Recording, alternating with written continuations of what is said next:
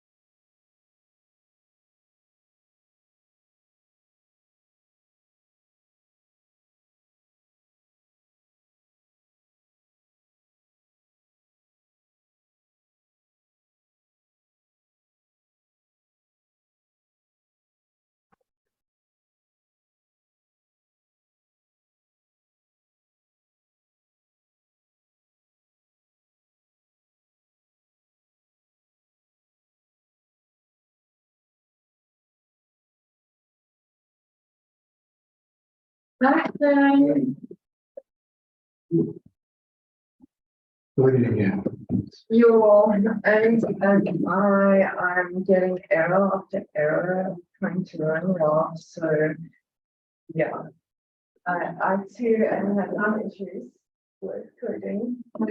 What is your issue, Sam? Usually we can ignore those error messages. You open that.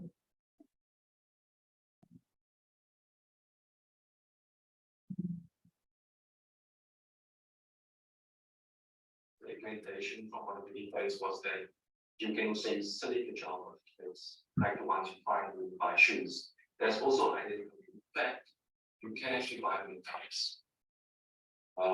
But that's mainly for trying to obtain a extraction. However, if you have enough Java, you can kind of ground specimens instead of your general domain. But that is another option. Yeah.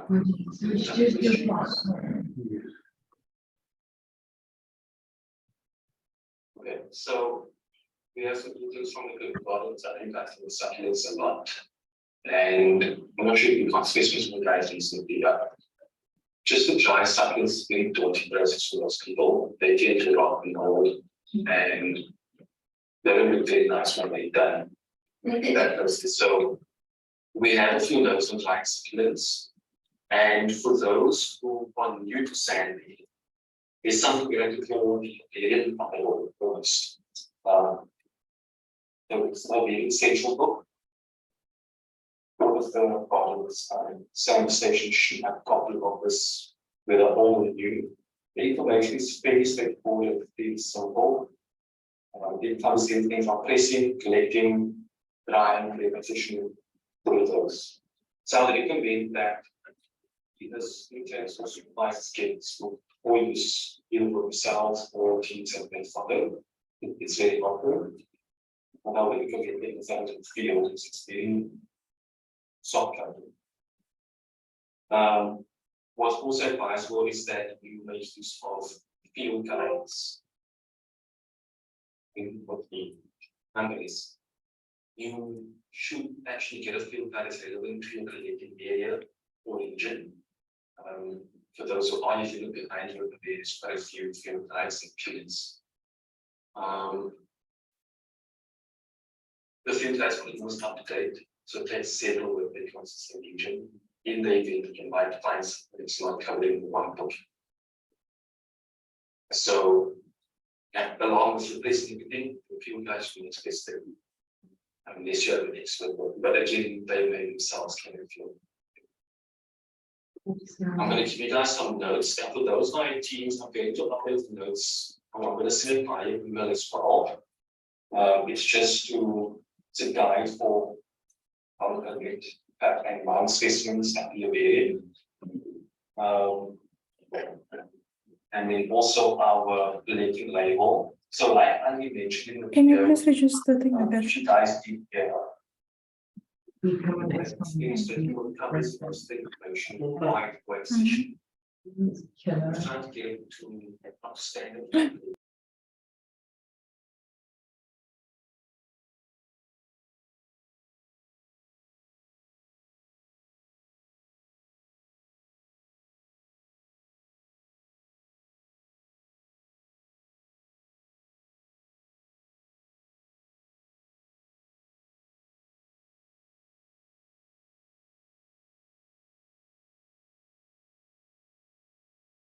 $2,100. And then summary. Is that really necessary? Going to 2,100. Okay. These breaks. It must be based on your summary. So if you're plotting rainfall and your rainfall values range from like 0 to 200, then that should be your range. Is that the summary of your thing that you're plotting?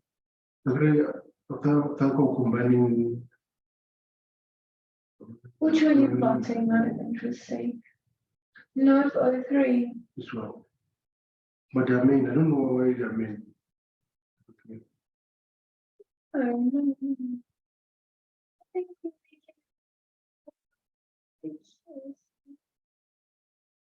think we can this one here.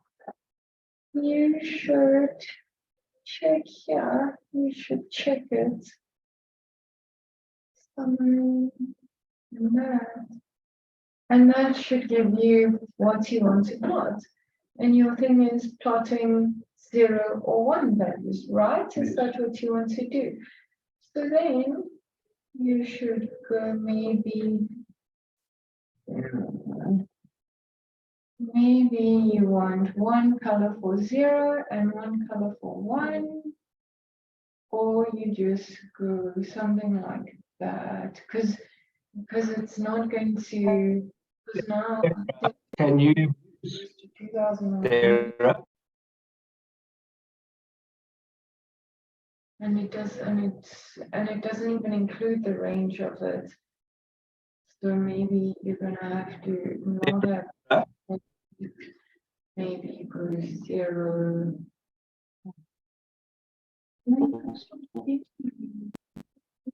Or Nopai, can you mute Sarah on her behalf? Are you winning? I'm blessed. Yeah, I keep encountering massive errors on the model that I'm running. SAM2 is encountering errors. Yeah. Apparently that is live. Yeah. Sarah, can you mute Sarah? Yeah, you do the check. No, Sam, you were already doing that. 0, 1. I was sing around the same. What is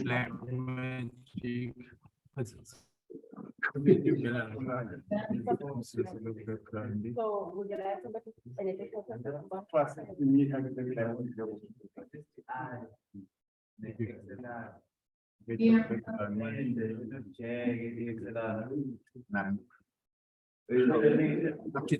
Niggas feed is a villain. I think he's selecting microphone. Let's switch it to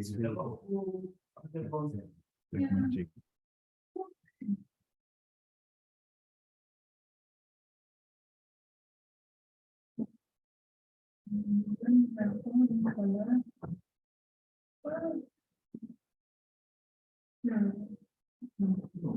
Two colors maybe. Well, you want 0, a color for 0 and a color for 1, right?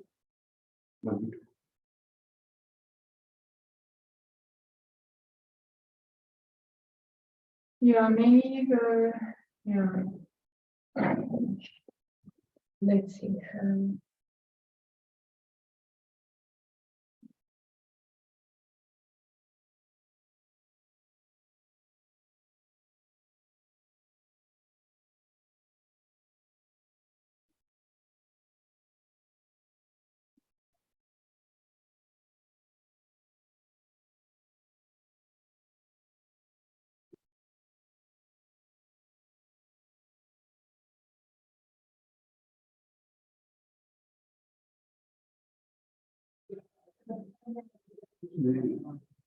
The non-video for any still.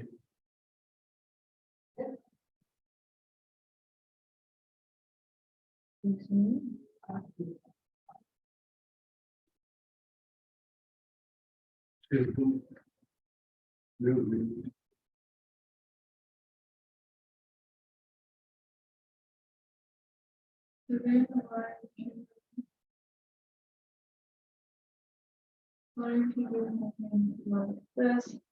I will, let's just see how it looks. 0.42,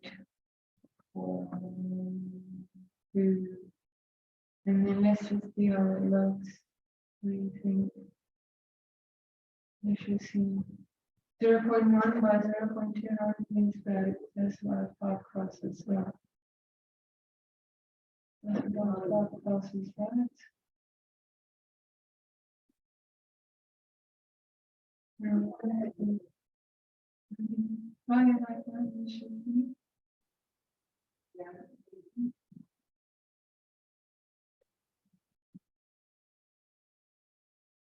What do you see? We're gonna get increases. It's gonna be so small. It's gonna be tiny. But you don't have to do this. Yeah, it's fine.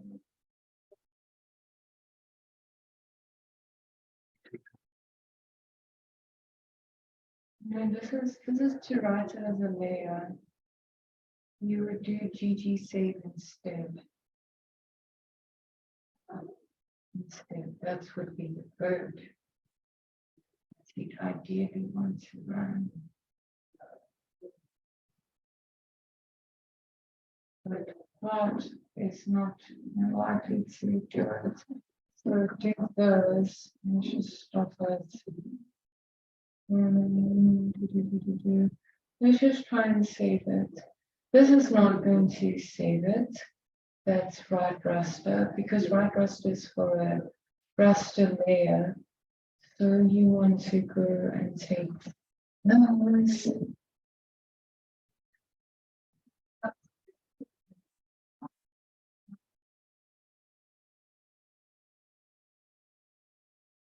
But you should double check things, Sam, because you have small little mistakes there. You should really just double check what you're doing there. Like, because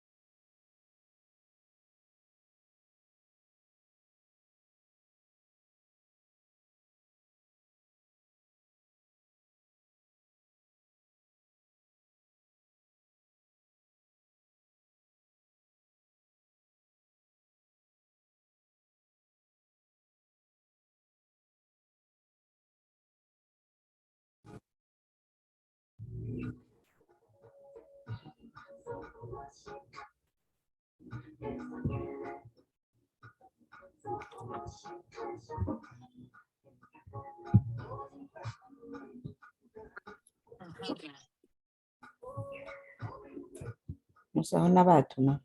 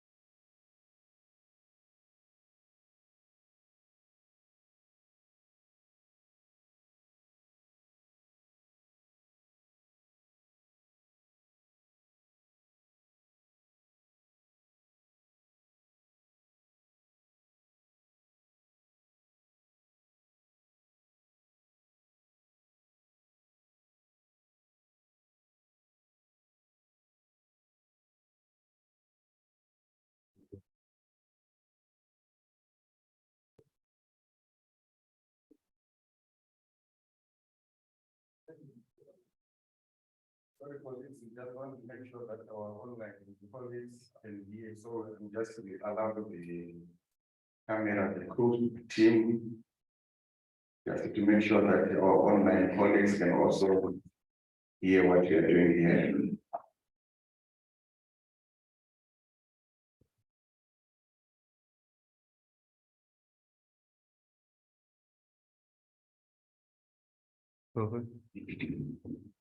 Okay, we can now start. We needed this to happen just to make sure that everyone is not left behind. Good morning, like good afternoon, or it's good morning. Good morning, colleagues. My name is Latful Namo. I'm from the Water Research Commission in Pretoria. I will be your co-host for this session titled The Role of Climate Information Services in Disaster Risk Management, an area that I enjoy so much. I like it, as Professor Roland was saying, climate change is real, it's happening, the frequency has just increased. So climate information services is very important. It includes collection, analysis, dissemination, etc. of information data. And we are going to have some robust discussions here. Apologies, we are a bit behind time, but I would like to allow Sibongise Ngema to come forward and give us the plenary. Okay, Sibongise is from the KwaZulu-Natal Provincial Disaster Management Center. You can take over.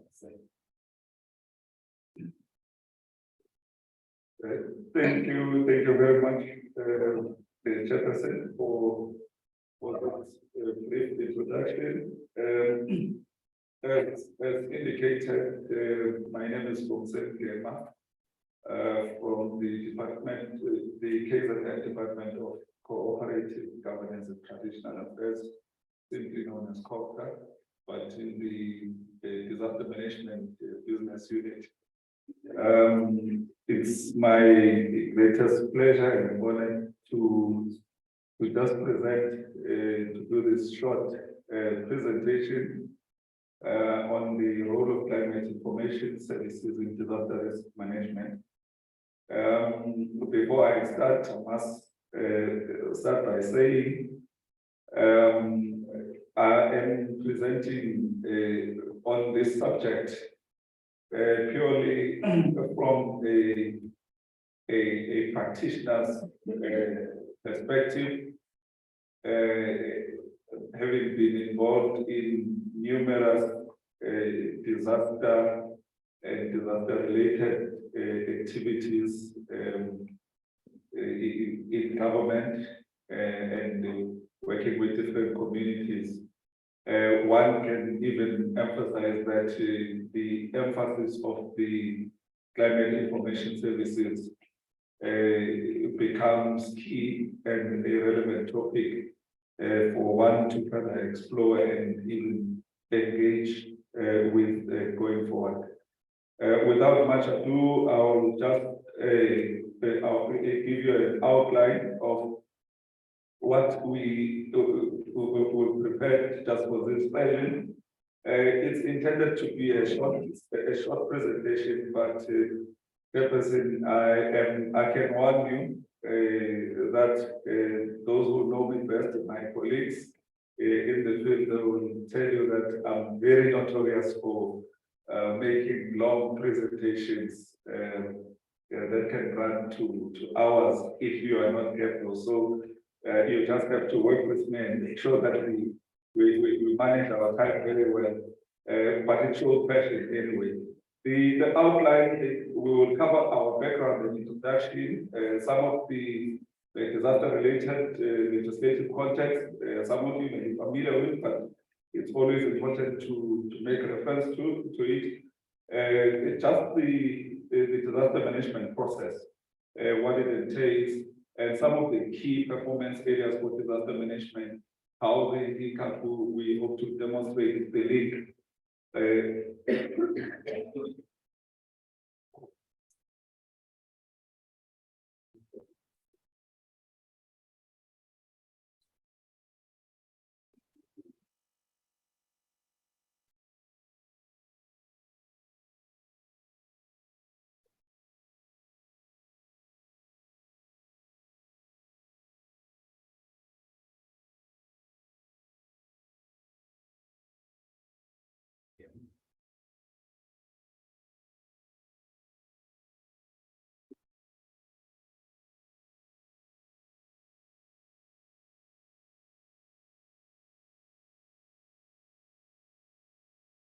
So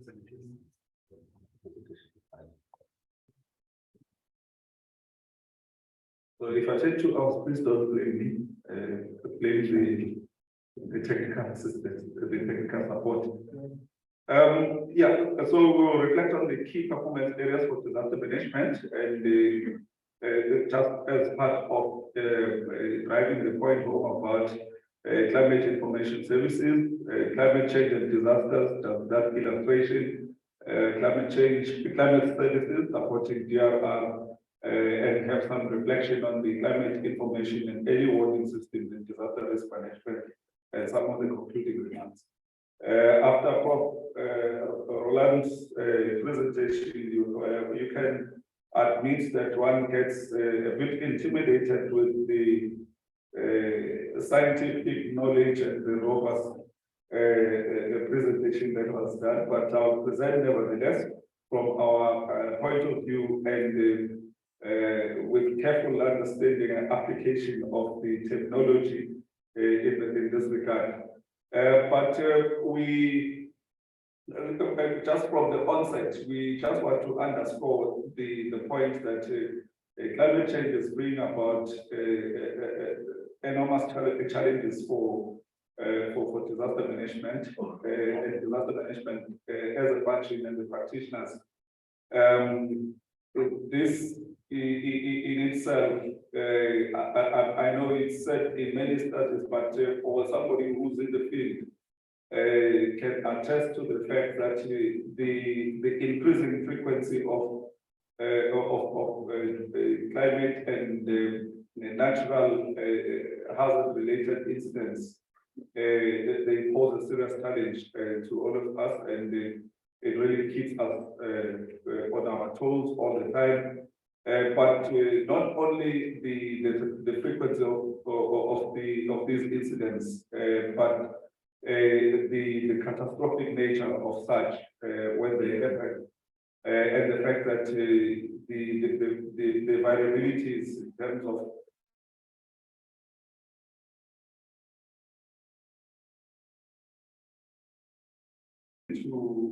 to say the least in that regard, so which requires us to be at in that state of readiness at all times. So, but without necessarily emphasizing the common hazards that we deal with, but we now know that incidents such as severe thunderstorms, they occur any time of the year, and the intensity as a result, it causes some hardships to the communities that we serve. And you also have a variety of other natural hazards that are becoming common and happening at any time of the year, which really pose a serious challenge for us as practitioners. But I think what is also important is that with the occurrence of these overwhelming and devastating incidents that are ravaging our communities, so there's a clear indication that, as Prof was even saying, that it is a reality. Climate change is here, and it's here to stay unless we do something to create necessary awareness and develop strategies to mitigate and adapt to its effects. What that requires, it really requires that we have adequate capacity to adapt and prepare ourselves in order to respond effectively and even to prevent and reduce the severity of the hazards, the natural hazards.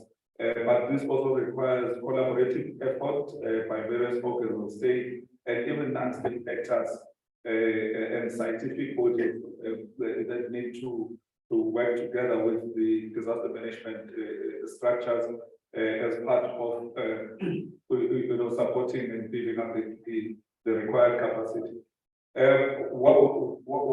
In this regard, what is essential in all of this, the adaptive capacity of building the adaptive capacity of the state would also need that we rely on the credible information that will enhance and even support decision making to those that are dealing with these particular threats. So there is a paradigm shift that's required in all of us, especially the decision makers and the organizations, in a broad spectrum of disaster risk management and climate change, to collect and interpret the observations of the actual weather, but also and the climate, as well as create platforms and simulations that will focus on the climate, the past, and the future periods, so that we can be able to anticipate. Well, firstly, understand what happened and what is likely to happen, and how do we then anticipate what can really happen. So I think based on this, the climate services, climate information services becomes key in understanding the past and the future, and those simulations are required in that regard. From a disaster management context, we cannot overemphasize that. Firstly, we are guided by the existing legislation known as the Disaster Management Act, Act of 2002, Act 57 of 2002, but which puts emphasis really on the core strategic objectives of the disaster management, that one being saving lives, the property, and the economy. So we exist to save lives at all costs, to save the property as well as the economy, through creating the awareness and developing resilience in communities for preparedness for various possible devastating occurrences. So we do this by collaborating and integrating with other relevant stakeholders that are not only limited to government, but as I mentioned, the academics, the scientific bodies, non-governmental organizations that all play a part in helping us to save lives and the property and the economy. Where not possible, where we cannot prevent the occurrence, then we minimize the effects of such damages. Just as an illustration, how we do, disaster management is a continuous function, and gone are the days, I mean, people in the past have always associated disaster management with carrying blankets and distributing relief for people passes and stuff like that. It is a continuous activity, and our legislation itself puts emphasis on the proactive measures that must be put in place in terms of the prevention and mitigation to reduce the known risk, but also prepare for emergency response, put measures for evacuation processes, and also dealing with the displaced persons in the event of an occurrence of a disaster, and then the response and recovery. And as we recover, also ensuring and applying the principles of building back better, making sure that a hazard that occurred previously does not See, they do have a panel discussion. He's in only the on the same panel magnitude discussion. that affects communities in the same way as it did. So this requires an integrated, multi-sectoral and multidisciplinary administrative and organizational processes that must be aimed at lessening the impact of and related environmental technological disasters. Broadly, I'm not necessarily going to go through the policy framework and its key performance areas and their enablers, but I think in the policy itself, the emphasis obviously is that we must provide adequate institutional capacity to perform the function. And once you build that particular capacity, then you begin with the processes of risk analysis, risk assessment, so that you create knowledge about the possible risks that are known, and even those that are not known, that are possible, that can be anticipated as part of coming up with the risk reduction programs and activities that can be applied. And in the process, the risk assessment becomes the first step in the planning processes or development of disaster management plans and the risk reduction measures that are required, and then the recovery processes as well.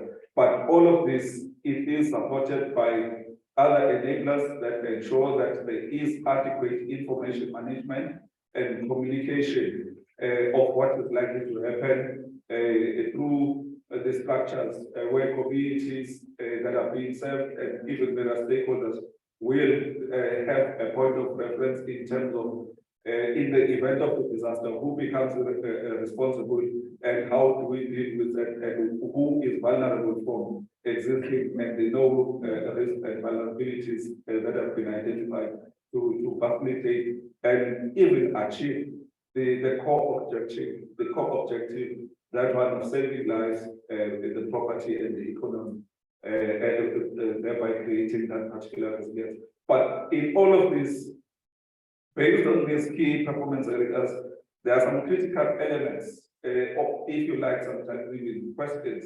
that must always be. We are not necessarily limited to this, but in the interest of time, we just picked up some of the high-level considerations that must be known in the application of these key performance areas, where we need to ask ourselves who are the role players in the integrated disaster management. That scope must be defined, and it must be known. We always emphasize that the role of disaster management is that of coordinating and facilitating and providing support. So you need to define very well who is involved, who should be involved in the integrated disaster management that can be coordinated, steered, and supported by disaster management. Secondly, the assessment of the elements of risk. This one based on the well of the equation that defines the risk as a combination of a hazard, a vulnerability over a coping capacity. So that you can be able to identify, you can be able to identify the existing risk, exposure, the vulnerability, and the ability for those that are vulnerable to cope with that particular. So that's fundamental. And all of this, you can even understand that it is based on the availability of information. Do we have access? Talking about the information, do we have accessible information? Is it accessible? Is it credible? Is it relevant? Usable? Somehow one can even argue that there's a lot of information out there, but do we understand it? Is it understandable?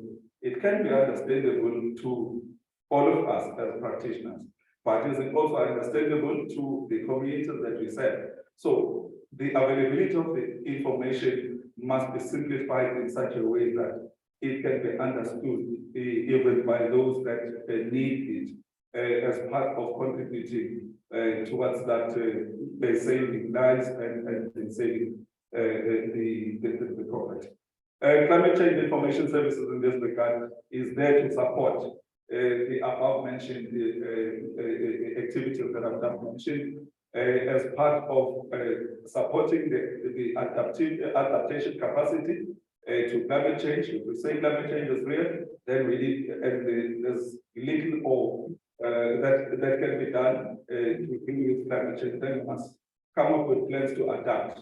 We need information to adapt. So that is where climate information services is required to provide us information to support the climate change adaptation and create climate change resilience, as well as the provision of the early warnings for predictive capacities. So in this case, we are also using a particular scenario just to demonstrate the relationship between climate change and disasters, where without we can identify disaster risk right at the core, and at the center of it, there is a disaster risk, but a combination of disaster of vulnerability and exposure with a particular hazard resulting from the climate variability and the anthropogenic climate change, as Prof. was even illustrating human-induced climate change, then to a disaster. And when that happens, when disasters happen, then it requires the involvement of disaster risk management, focusing on all the pillars that I've just mentioned, especially the 4 pillars, that one of prevention, mitigation, preparedness, response and recovery, that must then be also articulated in the climate change adaptation programs.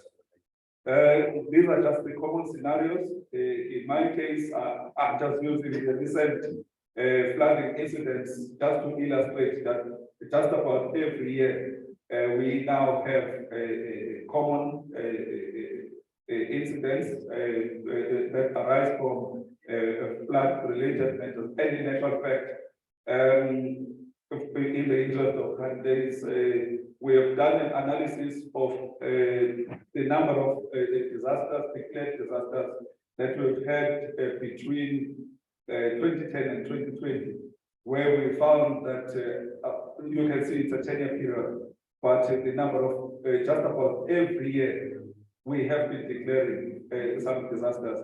And at some point, there was 1 year where we even declared twice, where we were confronted by either a drought situation, and later on, in the year, then there's some flooding incidents.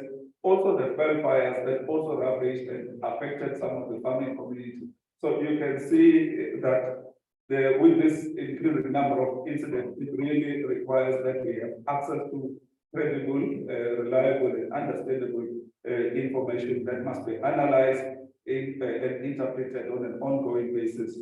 So we are emphasizing the importance of climate services that in this regard, climate service information is there to support DRR.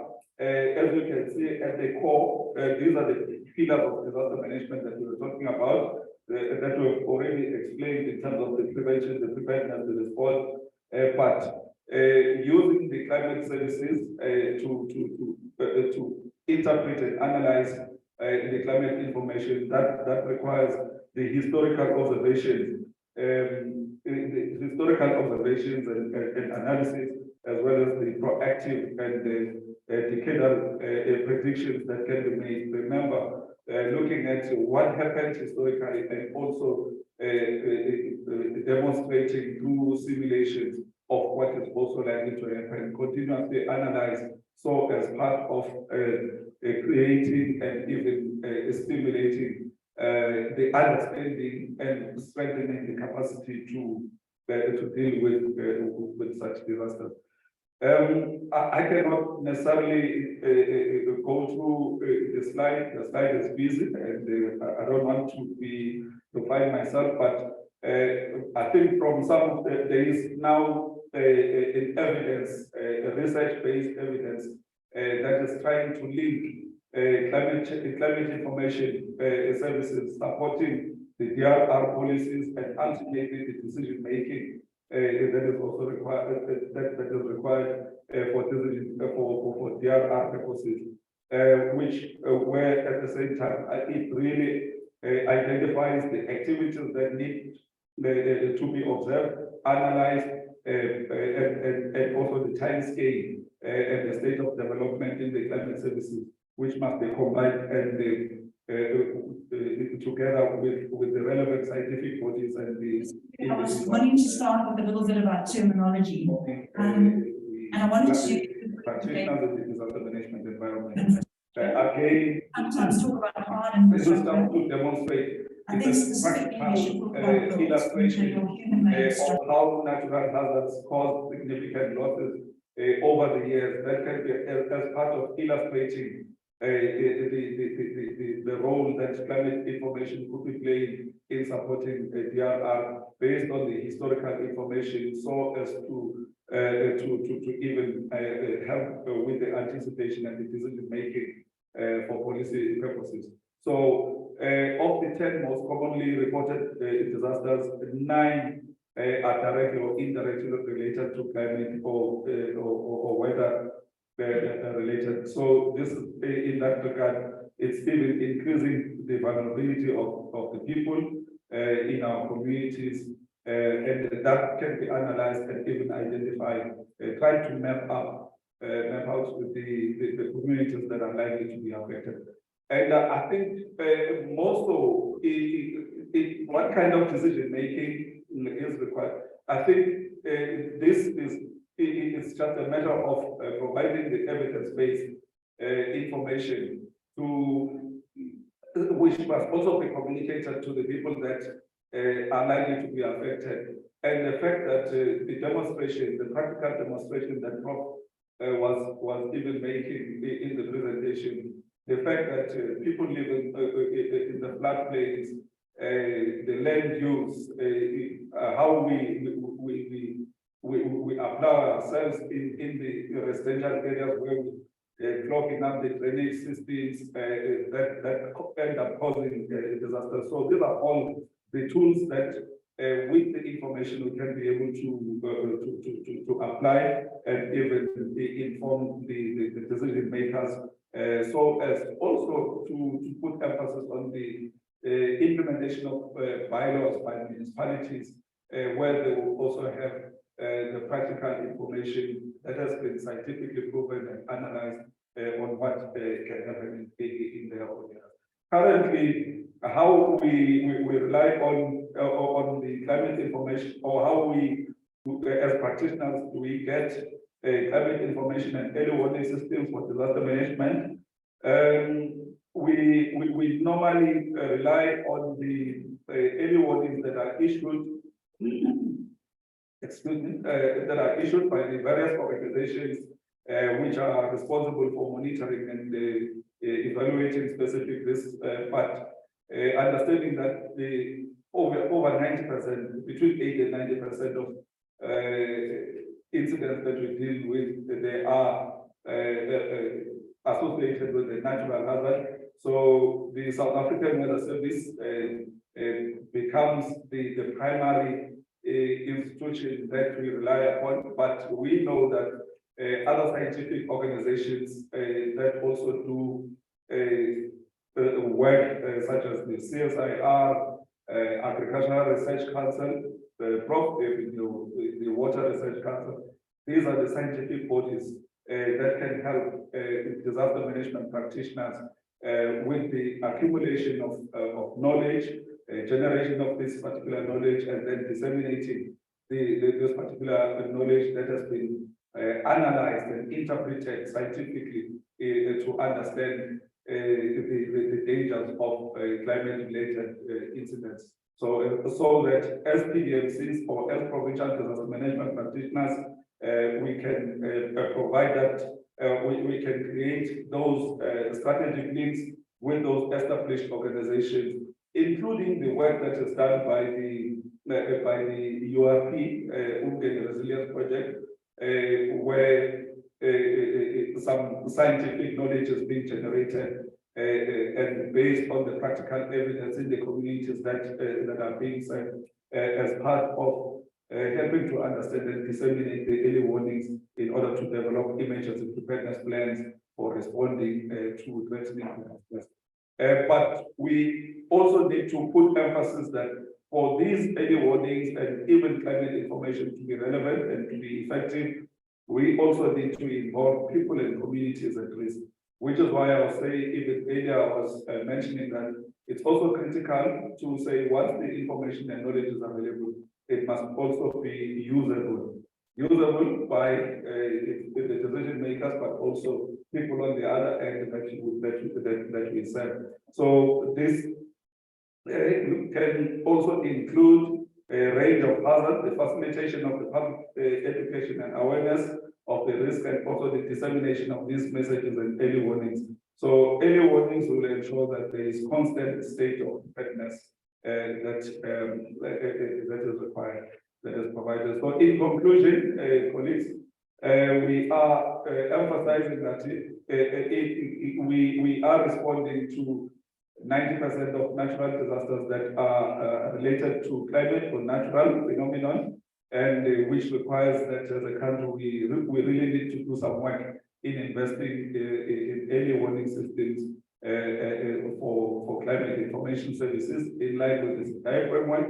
But as such, this is also critical for DRR to support decision makers to anticipate and manage the risk of changing environmental climate, including the early warning and even the early action to create resilience among the vulnerable communities. We cannot also overemphasize the need to foster the collaboration with scientific bodies, scientific institutions that are involved in knowledge generation, knowledge management, which is critical for monitoring the development of hazards and provide long-lasting solutions that are informed by the scientific evidence and trends. In this regard, this must involve the knowledge cycle that will also create access to and the interpretation, the communication, and the use of relevant and accurate, reliable climate information, which is targeting the user communities and their feedback on how the information is to be used and applied by those that are involved.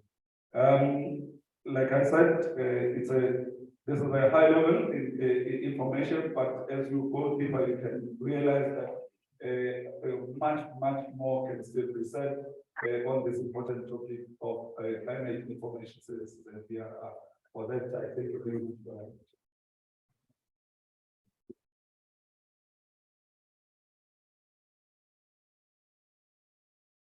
Thank you, Mngeni, for such a well-detailed presentation on listening to everything, and some of the words that he was repeating is to avoid loss of life, to save the economy, to save infrastructure, which is very important. And I like the most one of the slides there where he showed some of the climate information tools that we have, and the last column it was saying operational. I liked it so much. But colleagues, whilst we are waiting for the next presenter, who is put online, if you can hear me, you can share your slides now on Teams or Zoom. I'm not sure. I think it's on from what I'm seeing here. Surely this is Zoom. Yes, on Zoom we can share it. Whilst we are asking for it. Okay, you want to get up to remove this one, which you can share. Okay. So colleagues, I didn't greet all people. I know they are senior people here, all protocol says, Cherry, are you here? Please come and sit. We'll share now. Okay. So before we forget this presentation, anyone with questions? I see Prof. Makumbo. Yeah. I don't know the marine in South Africa. In most disaster risk management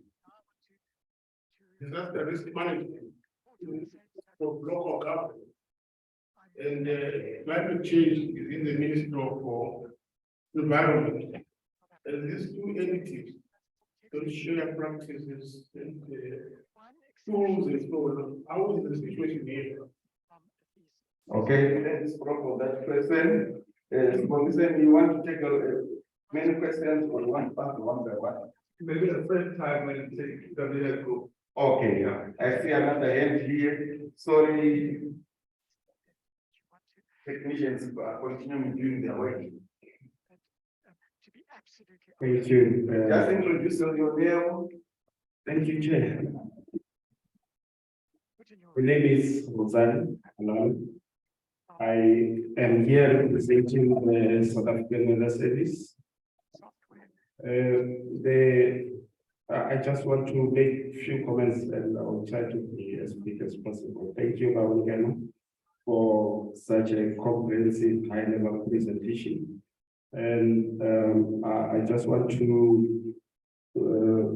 add one or two comments here, looking at the presentation and also what we are trying to achieve here, to say the information that we provide should be useful for the disaster risk management. I think the South African Weather Service, as you know, that we are the National Met Service, and we are very much aware of the responsibility that we have been assigned by law or by government to provide the early warning services to save lives. And we try as much as we can, but we know and we are very much aware that we can't do this alone. Hence, I want to bring in the issue of partnerships and working together. You raise an issue there of who are the role players.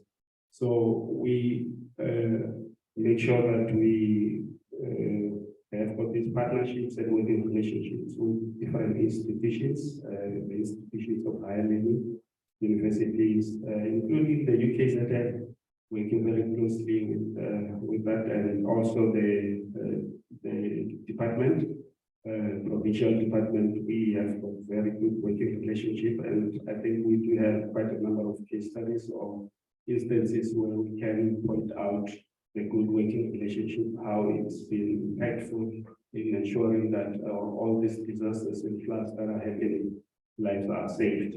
At times we may not be able to protect the infrastructure damage because we can stop the disaster, but if lives are saved, I think that is very, very important. One other important issue here is that in this cycle of information sharing, infrastructure becomes a very important part because that's where we draw all the information. Without this infrastructure, we cannot be able to provide effective and accurate information. So that's the starting point. Aging infrastructure needs to be revived. We need to expand our infrastructure. We need to ensure that it's also of latest technology, adapt to latest technology, make sure that we do get quality information. And then we have got young people who look into this information, produce the focus, early warning services, to communicate. Now, the most important part is the dissemination of this information. Where does it go? Who does it reach? Who does it help? That's the crux of the matter. Whilst we may talk about dissemination platforms, how the information can be disseminated, but is it reaching the intended community or the person on the ground? And if it's reaching that person, what must that person do? That's very, very important. We see big things coming, we give warnings, tropical cyclone threat is coming, it's going to cost 1 to 3, but what are they supposed to do? I think that's very, very important. And those are the areas that we need to strengthen, make sure that when we have got a warning that requires evacuation, where do people evacuate to? So that's a challenge that I'm facing here, to say, let's make sure that that part is also addressed, because you might find that somebody sits there and say, but where will I go? Say the storm is coming, I can only hide here in this house, and the house is a mud, or the structure is a mud. So that's very, very important. And lastly is the action. When people hear the information, what action are we encouraging, or are we communicating? Because we are communicating, but what kind of action are they supposed to do? And are they leading to that? So I think if we can tighten all those loose ends, those loopholes, then we will be talking of an effective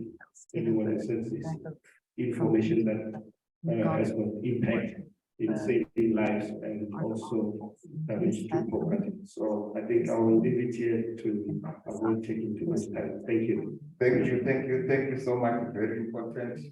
Let's try to keep our questions and contribute, because we are going to have some discussions later. I think we have to go live. Nopan, I'm coming to you. I'll come to you. Nopan, any questions?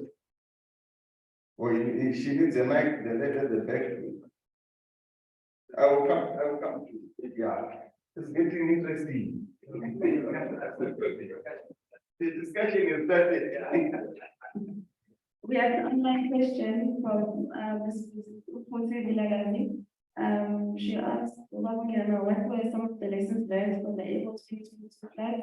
What is the difference between the PDMC mandates and the mandates of the district municipality disaster management, and how are the responses integrated?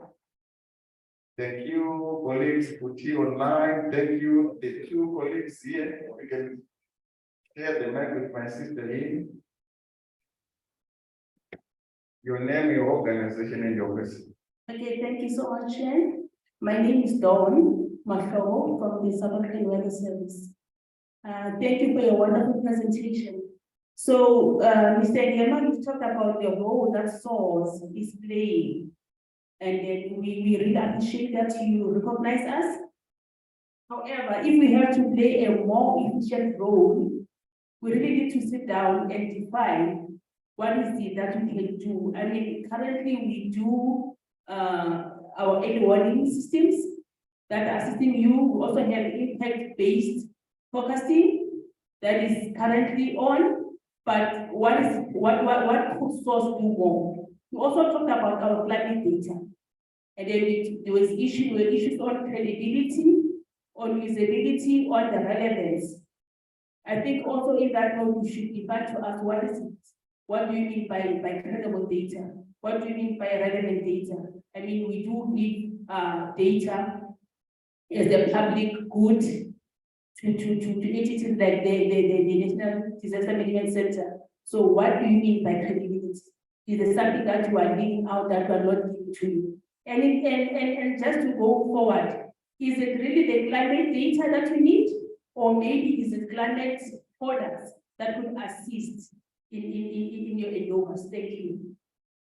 Thank you. I think that's very important to see colleagues from SOURCE contributing.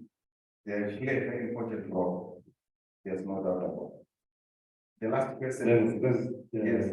My name is Swagela Masai. I'm from the district municipality.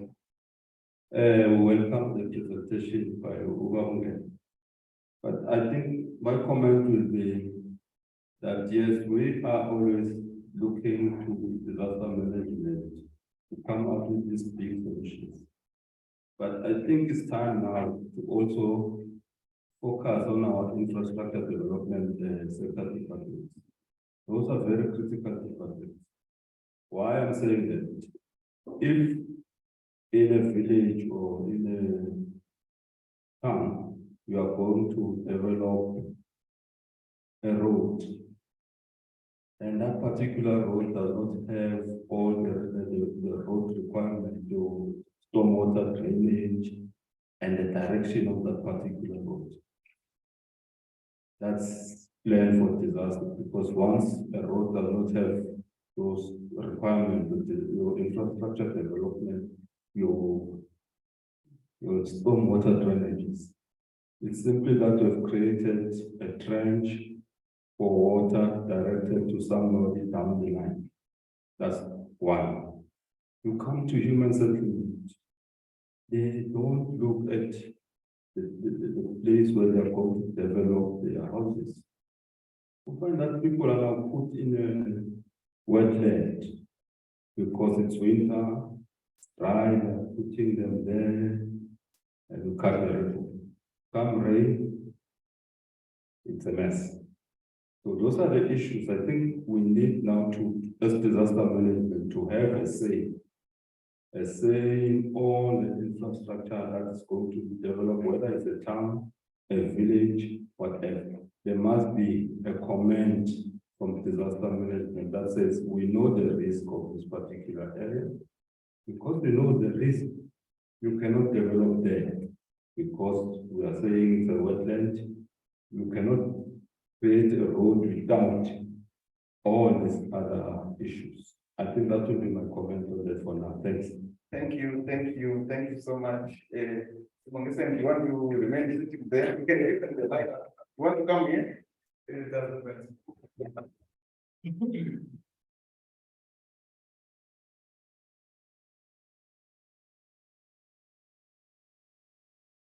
Thank you, colleagues, for that response in the form of questions, comments, engaging with the presentation. I'm going to try and summarize without necessarily, but I will try and cover just about all questions. I'm glad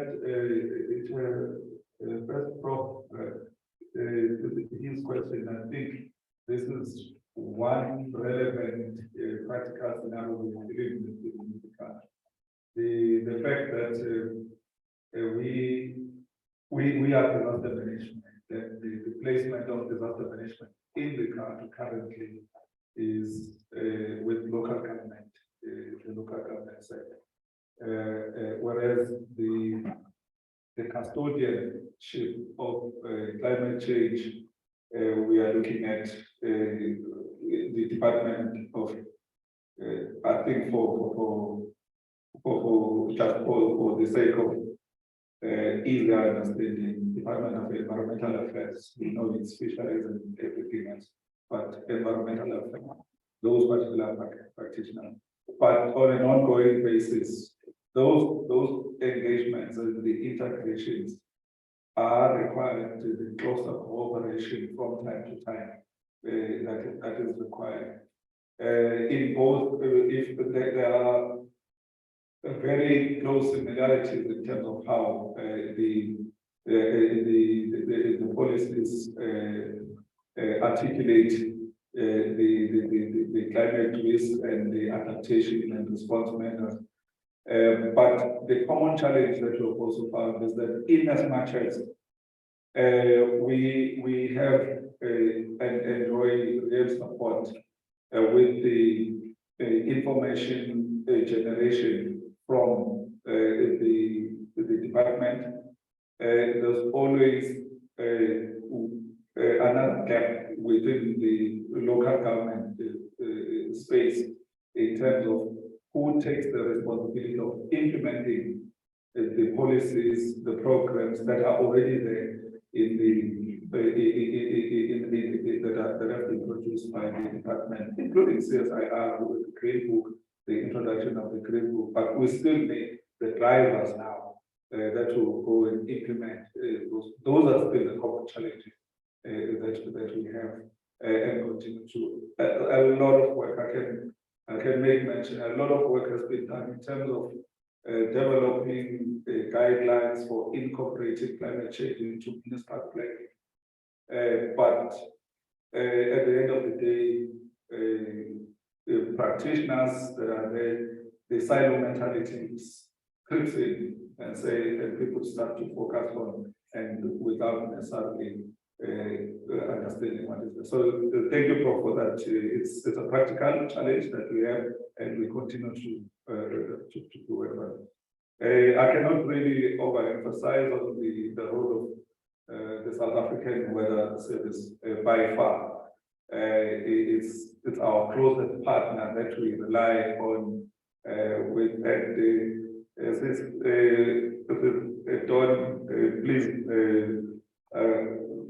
you shouldn't be worried about the issues of credibility, the reliability, and in actual fact, I don't know if you do it in other provinces, though. The interpretation of the impact base, whether that you also translate into vernacular for communities to be able to understand them. Because we rely on the information as it is, and upon receipt of that information, as technical as it can be for another person, but it also gets simplified, which is why I was even mentioning that as not only South African Weather Service that produces these early warning messages, but we wish other bodies that carry such information can also simplify it in a manner that it becomes usable to a community out there as a user of that particular information. We even have those clips, voice clips that get issued in Zulu for the people out there who go for and even the cell phones can be able to understand. Yes, Rodani, you know, we the importance of the information availability, yes. You can make the information available, create access that we easily enter, but as disaster management, you must also have not only that you must update your infrastructure, which is, I mean, which is a fact. I mean, you have the aging infrastructure and you are dealing with that signature expert. But as disaster management, we must also, we are also required to establish our own communication systems that are going to be receptive and be able to messages, but disseminate them to the communities that are in it. So both ways. So which is why I was even putting emphasis on investing in early warnings infrastructure and climate information services, so that we can be able to disseminate that particular information with speed for communities to be able to utilize. What defining our role about the source role and what we are expecting from, I must also emphasize when we speak about the climate information services, I did make mention that in as much as we by far rely on South African Weather Service, but let's also be mindful that the South African Weather Service is not the only one that produces the climate information that can be used, which is why I made mention of Water Resource Commission that also analyzes the flood risk and analyzes, in fact, the water systems and on an ongoing those water research related to water resource, water water availability, scarcity, and whatever. That also becomes important, which is why that research component becomes very key for developing relevant and credible information that can be used by all. And the system, the lessons learned, you can take the whole day to speak about lessons learned from April flood, but I think fundamentally it was the coordination ability by all in government. This is just a common scenario, and in fact, it's also happening even in Swami, in one of the engagements that we had at national level, where I don't know whether it becomes a matter of panic that when a big or an incident of high magnitude happens, everyone wants to be in charge and start dictating terms of what must happen, and you end up having multiple layers of coordination that end up frustrating and confusing the system, and in the process it delays the response that is required. That's the biggest lesson that we can make mention for KZN. But I'm told that even in Swale, with the management of the cholera situation, the practitioners that are there, they are also dealing with the same situation where every person wants to be the leader and everyone wants to take charge, and undermining the role of disaster management to make certain decisions and directives that need to be done. So those are just the common. Provinces and districts, this is part of the integrated intergovernmental framework that defines the scope of each sphere of government. We have 3 spheres of government: it's local government, provincial, and national. But by and large, PDNC as a provincial government, the provincial sphere of government, it is there to provide oversight and directive to municipalities that actually implement the function of disaster management. So we do that by coming up with policies and programs that guide the implementation of the legislation at the municipal level, and even supporting with issues of capacity building, issues relating to even when it comes to the relief stock and resources that are required to, but with that particular support, it is there to augment the capacity of the municipality to implement what they are expected to do, working with their municipal organs of state at that particular level. But myself, I think, yeah, you were spot on. I need not to go into detail, but land use management and how we manage our stormwater drainage systems, involving the different departments, the technical services that need to come in, the engineers that Prof was also talking about in the morning. It's part of what we need to be integrating in all what we do. Thank you very much for this. This is very knowledgeable.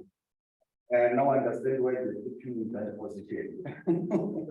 And yes, it's a duty for everyone to take part in disaster management. And thank you for continuing mentioning the water research for UK. Yes, we are also doing something. Thank you for that. And the colleagues not further wasting time. Food is there. Food is from uMngeni Water. I've interacted with him for quite some time. She knows me. He's also very enthusiastic in what he does, and over to you. Thank you so much. Good afternoon, everyone. I am so sorry I couldn't join physically at the workshop or at the Indaba due to unforeseen circumstances. Am I audible? Yes, yeah, you can talk now. Yes, we can hear you. Okay, thank you so much. So my role today is to just give an overview of the uMngeni Water flood forecasting and early warning system case study that was developed as part of the uMngeni Resilience Project. So it still falls under the theme of the role of climate information. The technical issue. Okay.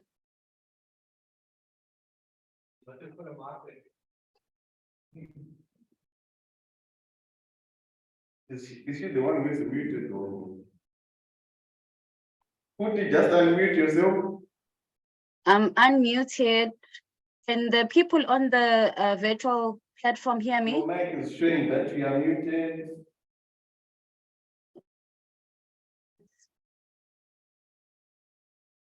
Okay, I've just muted and unmuted now. Can you hear me?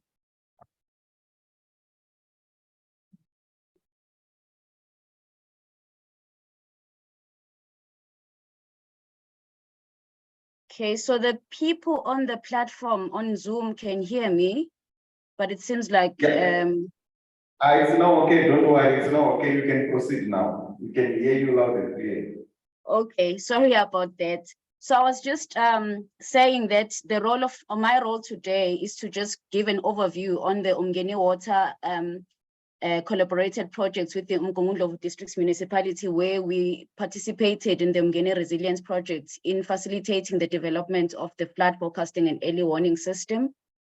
So I'll just provide what the system looks like. Okay, so I'm moving on to the next slide. It does not seem to be moving.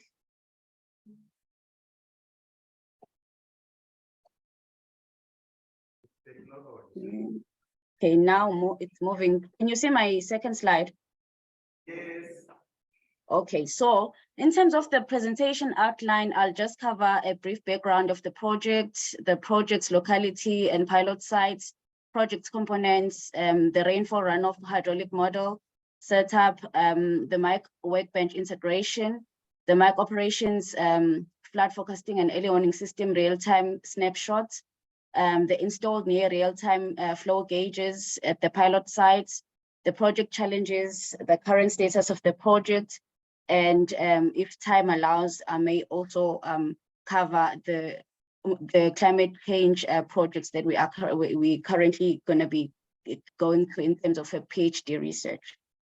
Okay, so in terms of the aims of the project, particularly the flood forecasting and early warning system, the main aim was to set up this real-time flood forecasting and early warning system for the uMngeni District Municipality, but also for uMngeni Water, because you would also understand that uMngeni Water has got infrastructure that can minimize the impact of flooding our dams, but at the same time, when they fill up and they releasing water or discharging water, they can also be contributing to the flooding impacts downstream. So it is also of our interest to protect our own infrastructure that is downstream, but also to protect the downstream communities from any discharges that are coming out of our dams. Okay. And then in terms of the anticipated outcomes are to assist managers with decision-making associated with flood disaster mitigation planning, but at the same time also assist communities to act in order to save lives and save their livestock, and also make decisions in terms of when to cross rivers if they are vulnerable to flooding. In terms of the pilot side, okay, I just wanted to also cover this slide in terms of the project area.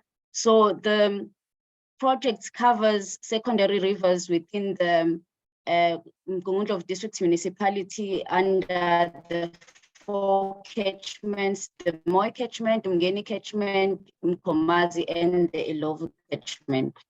But in terms of the pilot sites or pilot areas that were covered for the uMngeni Resilience Project, there were 3 pilot areas, and these included Pilot 1, which is located at the Pietermaritzburg town under Ward 32, 33, and 35.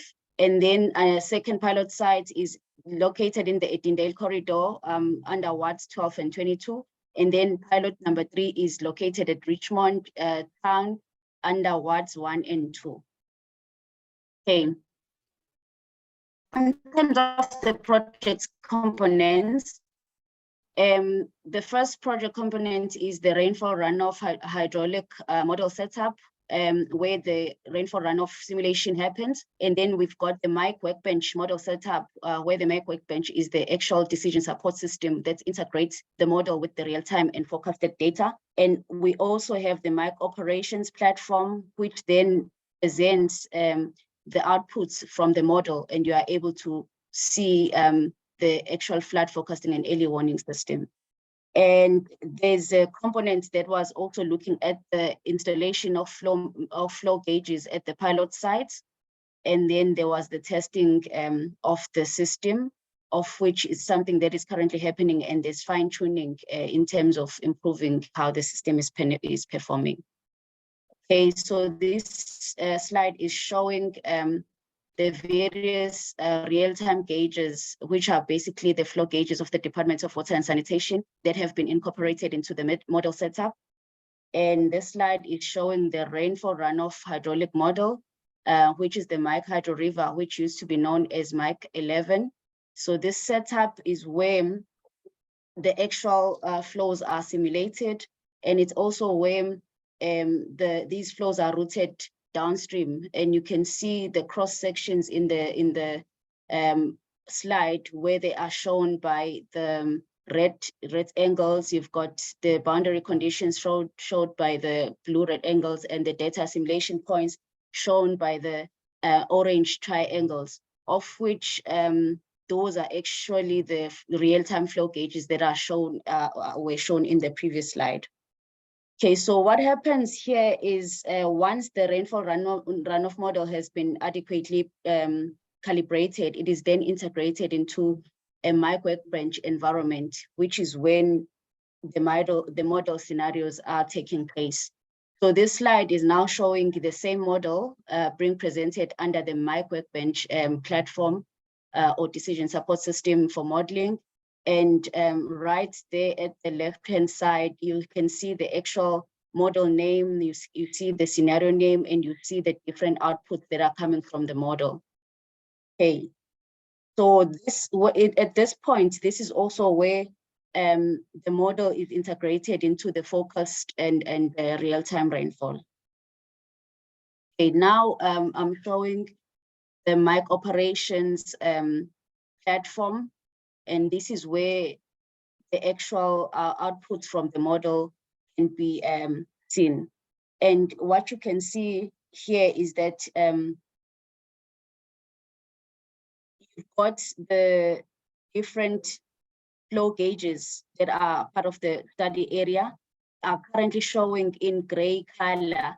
And that gray color is a default color, which means that the flows at those gauges are currently normal flows or are below the minimum return period, which is the 1 in 5 year return period. So these are below, they are not flood levels at this point. And in this slide, you now can see for each of the flow gauges, for example, we've got a flow gauge, which is U2 H041, and it is located in the Msunduzi catchment.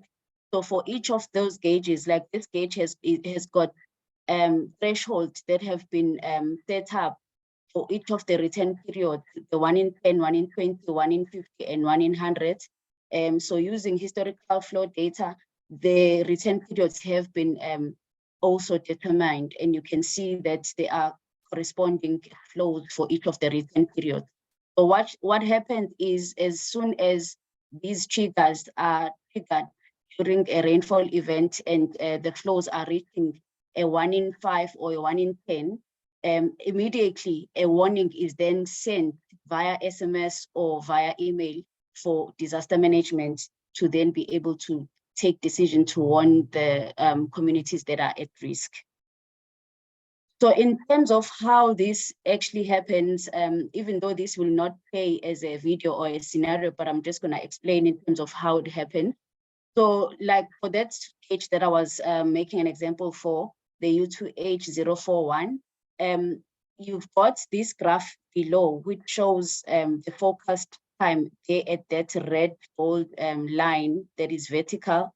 So as the flows are increasing and they reaching different levels of return period, the gauges on the micro operations platform, they change color. So the gauge that is U2H041, it would change color from the 1 in 5 to 1 in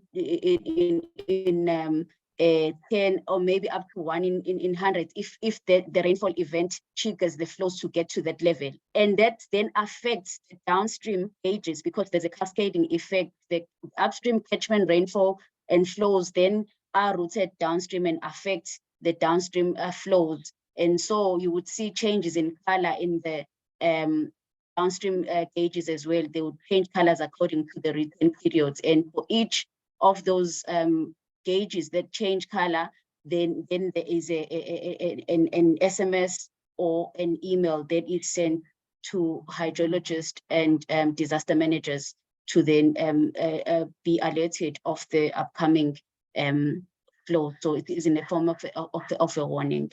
So this slide now is showing that the colors changing. It's not playing, but it's just showing, and it shows that there is a cascading effect going downstream.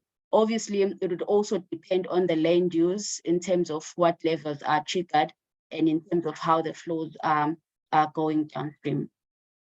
Okay, so now going into the real-time flow gauges that were installed as part of the project. So there were 4 real-time gauges that were installed at the pilot sites. We've got, for the pilot sites 1, we've got the Henley real-time flow gauge, which was installed there and is currently active. This is the graph that shows the data transmission between the period of January and June now, but this gauge was installed back in 2021, so it has been active ever since then. There has been periods where there were challenges with the transmission, but each time there are challenges, those were reported to the service provider and attended to accordingly. And you can see those maybe scenarios by the flows that are going down the line and are more in a rectangular shape. So it shows that there was a problem there, but those were then sorted out. Okay, again, there's a gauge that is at Slangspruit. This gauge was also installed in 2021 and has been transmitting data up to date. And this graph is actually showing the transmissions between January up until now. And we can see that it has been transmitting effectively up until 11 May, where there was a glitch in the system, but that was reported and was attended accordingly. Okay, and then there is a Mason Mill flow gauge. So we had challenges, significant challenges with this flow gauge. It was the first ever gauge to be installed at Mason Mill, which is located at Napierville Prison. So this gauge was installed in December 2020 and was transmitting data successfully to the database. But then within 2 weeks of installation, the data transmission stopped and an investigation was undertaken, and we found out that the gauge was vandalized and the equipment stolen. So we then had to reinstall this gauge again, which took place in 2022 after the more secured and more improved security measures were investigated. So this gauge has been transmitting data ever since the reinstallation up until about the 25th of May, where it stopped transmitting data again, and when an investigation was undertaken, so the vandals have vandalized this gauge again, and they stolen the equipment, and it took a long time for them to get to this point because it has been transmitting ever since 2022 up until now, but we've just found out that they have been successful in terms of vandalizing and stealing this equipment. Okay, and then, so this is showing the actual gauge and how where it was installed and where it was transmitting data. And now the vandalized one, right, the photo that is at the far right, that's when they vandalized it and took out the equipment, and therefore it's no longer transmitting data. Okay, so in terms of the challenges, I've already started with the challenges of the project. One of the major challenges that we experienced in the project was access to reliable and accurate rainfall. So at the beginning of the project, we did not have access to real-time and focused rainfall data, and therefore we had to then calibrate the model using an alternative source, which was the Global Forecasting System, the NOAA data at the time. We were able to buy the historical rainfall, but the focus data, we then used the NOAA data. And then later on, we were able to access the source rainfall through the subscription of the Department of Water and Sanitation, and we then started using it. Another challenge that we experienced was that of lack of enough flow gauges to include into the model. And some of the flow gauges we could not include because those flow gauges they have low discharge values and they are overtopped when they are flat, and therefore are not really suitable for including into this system. Okay, and then I've already alluded to the vandalism and theft issue that we experienced at Mason Mill.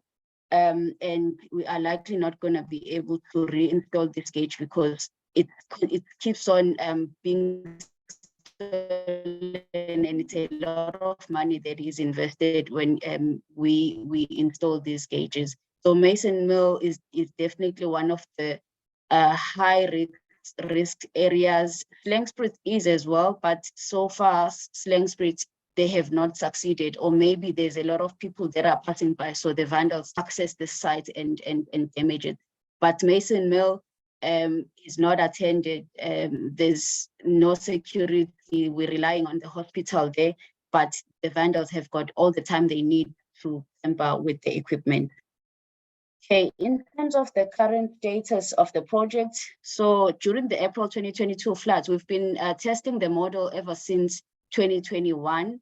So ever since during the April 22 floods, the system was tested and it was picked up that it was simulating some of the flows very well, particularly in the Msunduzi, but not so well in the uMngeni system. And the problem was then diagnosed to be a calibration issue. As I had indicated, initially we used a different set of data, which was NOAA data, and now we're using rainfall data from source. So we need to then recalibrate the model so that it is able to simulate the flows accordingly. So a decision was then undertaken to appoint a service provider to recalibrate the model, because now we've got access to source data. We've busy finalizing our subscription with the HydroNet system, which is collaborated with SOURCE to have access to the most accurate rainfall data that they have. So the appointment of the service provider was finalized in February 2023, and the work commenced in March 2023 and is anticipated to be completed in August 2023.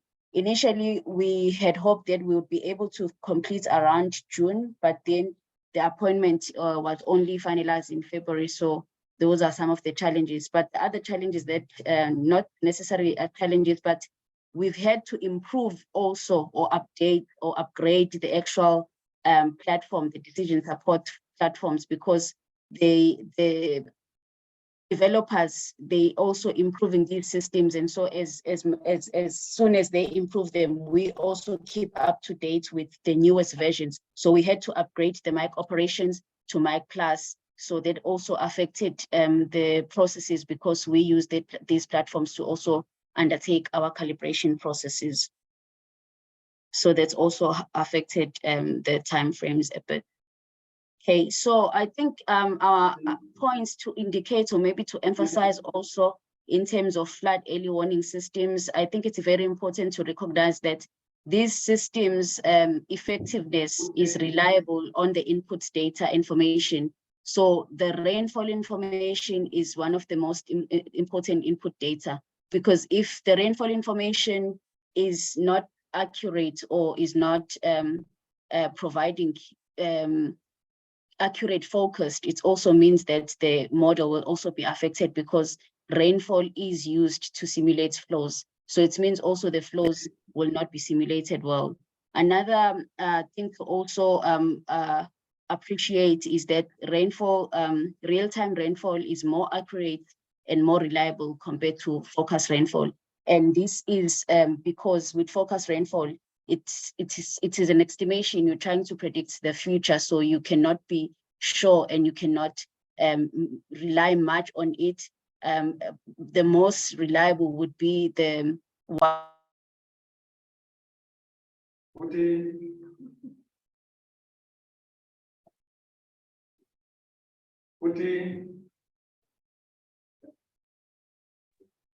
Sorry. I'm not sure what is happening, but our time Okay, is I'm flying. back now. Can you just try to round up? Sorry? Just try to round up. Our time is not on our Okay. side.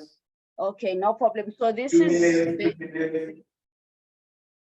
so this is actually the last slide. I think in terms of wrapping up, we would also like to indicate that this was done at a pilot scale and would need to be upscaled. But with testing that is currently happening, it would also inform upscaling, because when we test, we also trying to find out whether this is working as anticipated, and then justifies upscaling.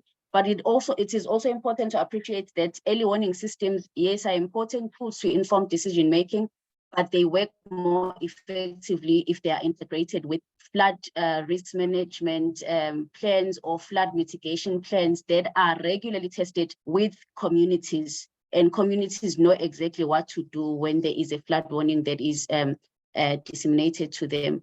So it does require collaboration and real action on the ground, also in terms of testing, doing flood drills that are done by municipalities. At this point, our work stops at disseminating to the municipality, and the municipality will then disseminate to the communities. We hope to have this system up and running after it has been tested and recalibrated as from August 2023. Thank you so much. Thanks, Kuti. I think this is very, yes, a round of applause for Kuti. I think you are doing a great job. Myself, I think climate change impacts are felt more at the local level. That is where things should be happening. If we cannot reach out to the local communities, then we may not end up achieving what we want to achieve. Colleagues, I know questions for Kuti, but we want to go our time. Remember, we started late, so I want to go straight to the panel. Then we reserve our question for 40 is also part of the panelists. So with me, I've got 4 panelists, 40 is one of them in order, and with him, with the air is the Joel. Joel has been working with the South Africa Weather Services for more than 10 years. Now he's with the International Water Research, International Water Management Institute. Whatever it is, and the former there, so maybe that's why I'm forgetting. So Joel has a lot of experience. So, and also we've got Terry. Terry is from Richmond Fire Protection Association. Am I right? I've also interacted with him. If you don't remember me, I don't know. But I've heard you making presentation and I was asking you some tough questions. And you have got also Sponsen Gemma from the Provincial Disaster Management Center. These are the people who have been working with the Climate Information Services for quite some time. So colleagues, I know you're prepared for the speech. I'm going to give you 5 minutes each. 5 minutes each, just to say, but my question is, are we doing enough as a country to reach out with the climate information at the right time and to the right people? I like Futi's presentation very much because she's working with local communities. But from what I've been hearing, normally when I'm listening to weather reports, it says in KZN there will be rainfall in scattered places. You wonder what are the scattered, where are the scattered places? Is it in small water community? So my question, this is very important. We cannot achieve anything without climate data. And you know, the issue of data in South Africa is quite a bit of a challenge. It's not easily or freely accessible. Let's not make the discussion to accuse organizations and so forth. That's not our intentions, but we can do better. We can do better. You know, last night I was listening to the news. I just want to start the discussions. I was listening to the news. There are fires. You know, Canada is a cold country, but there are fires right now, and there's smog in New York. If you see the distance, I was watching the video, it's just bad. People are breathing toxic air as we speak. It's part of the disaster. Look at what is happening to Australia. Australia, those floods, including fire. Are we doing enough as a country in reaching out to communities with the necessary? Let me start with Joe. Yes, I said Good afternoon. Yeah, my name is John Botai from IMI, and that's the short form. That's a very loaded question. I can answer it in a political way or in a scientific way. Because I've worked in government, I know exactly what's happening. The bottom line is that Isaiah mentioned something about infrastructure. We know that government has got priorities and the available resources must be shared across priorities. So whatever little resources that exist, so there are competing interests. There is poverty, unemployment, and many others. So it's a collective responsibility of institutions, policymakers, think tanks to come together and say, we have what we call observational infrastructure. So it's not about the weather service, but generally observational infrastructure. How, as a country, should we handle the issue of getting finances or a financial model to beef up the observational infrastructure? I can tell you, it's true that just like the flooding in KZN showed us that the infrastructure is deteriorated, the observational infrastructure, the environmental and atmospheric observational infrastructure is also deteriorating. So it's important that then, as a collective, people come together to decide on a good funding model, and that will open up the issue of, buying, paying for the data set.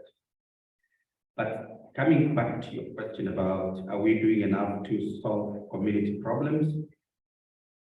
I would say within 1 sigma, that is 6%, we try. That is why projects like these have got impact. Yesterday, I listened to, the testimony of beneficiaries of this project. I mean, the impact this project has made to the community. There are many other projects similar to this that have also created impact in various ways. But we can do better. And the most important is co-design. When we talk about early warning systems, we've really moved further to say multi-hazard early warning systems. And these warning systems, it's not a top-down process. It should be engineered from communities, community-based warning systems, and then integrate them to other structures. So as part of my opening remark is that yes, from the scientific discourse, the science is good.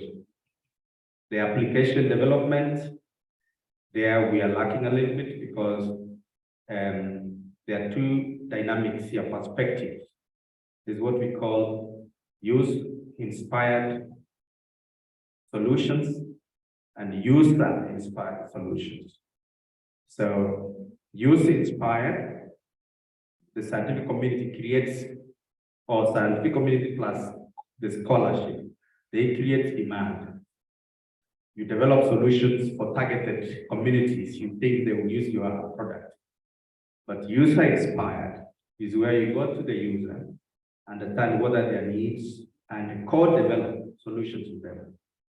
So in my life at Weather Service, we realized that the early warning system that are being generated, disseminated, what Malala said here, the action that is the missing link. We have no feedback coming to source to tell us that 60% of the community in this area received your warning, and this is their reaction. So that missing link or gap needs to be bridged. Thank you. Thanks, Joel. I think you tried some very important aspects which we will discuss later. And let's hear from the fire. Fire is also a very big asset in South Africa. Let's just hear what Terry has to say.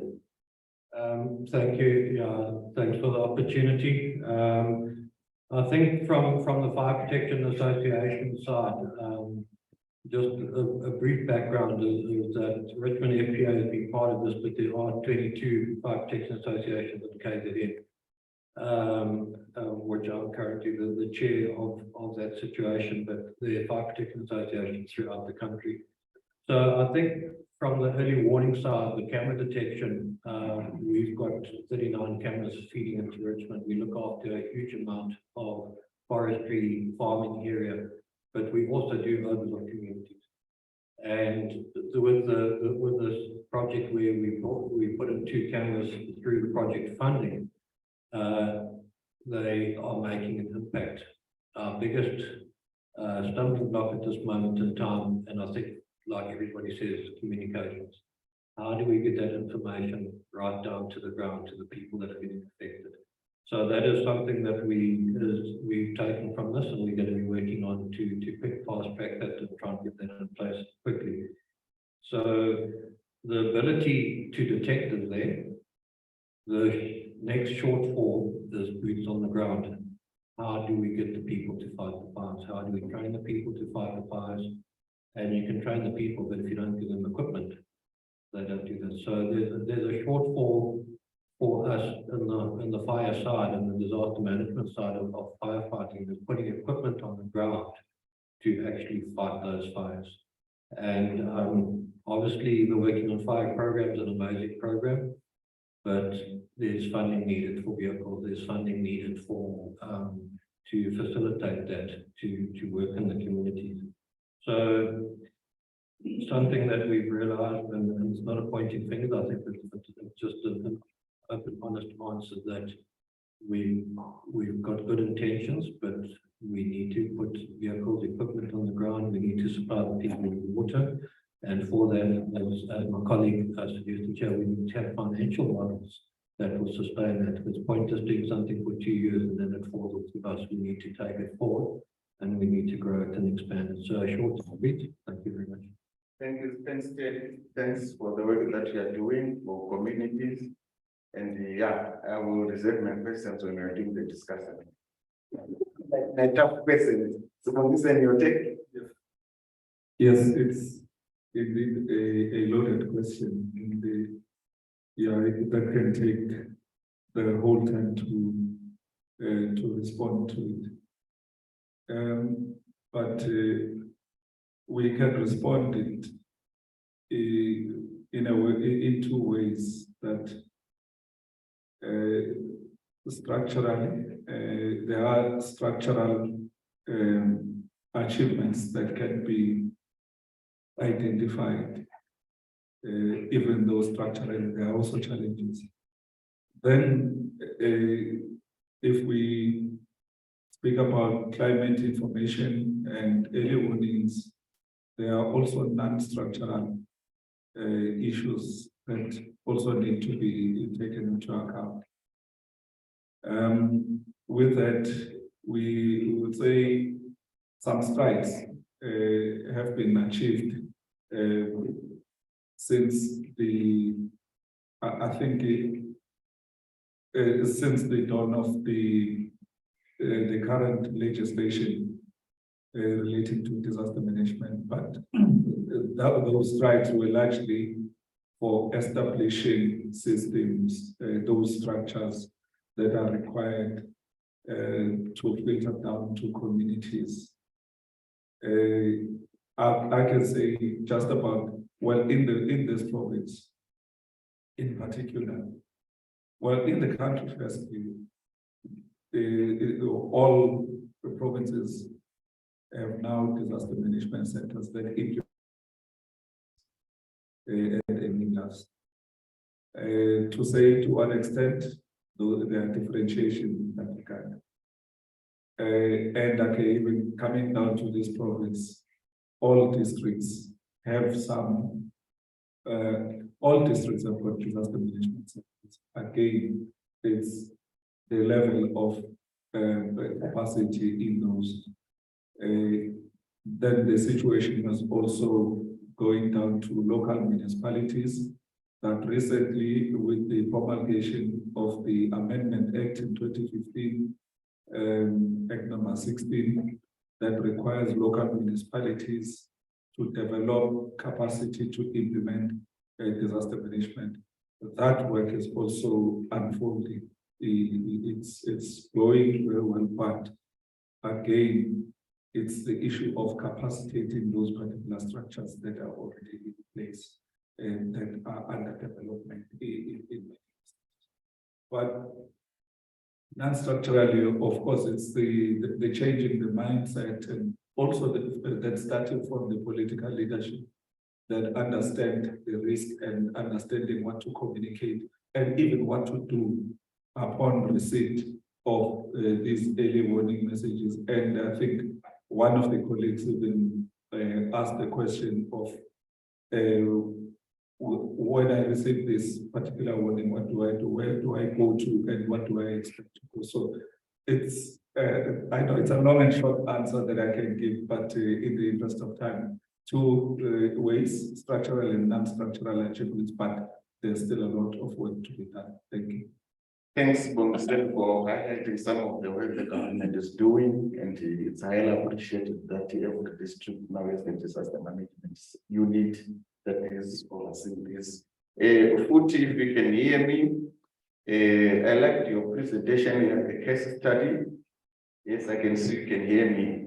And I've seen that the very same people whom we are trying to assist, they have vandalized equipment, which is not good. And when disaster comes, we are the very first people to cry. The government is doing nothing. The district municipality is doing nothing. What's your take? Thank you so much, Laxon, for the question.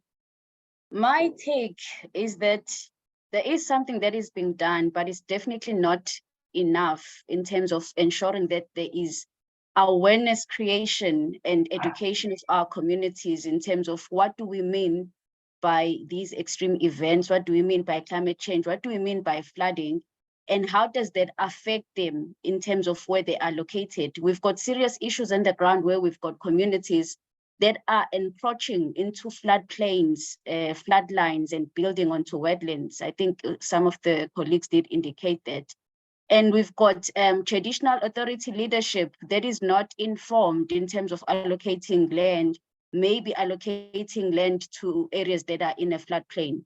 And you do have other authorities that would also understand the implications and would communicate to the communities that where you are building is it's a flood high risk, but communities will still go ahead and build there.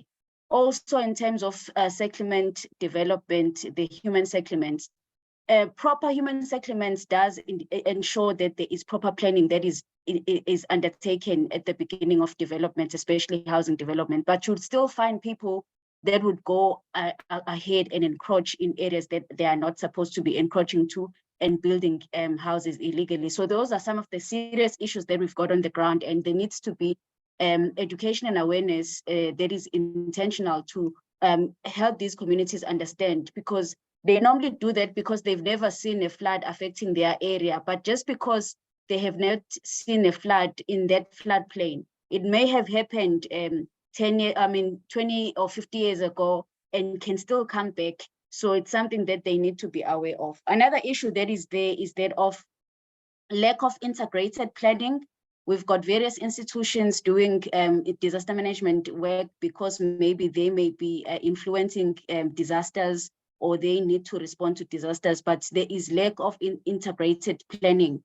And we need to make sure that we work together and do away with the silo mentality when planning.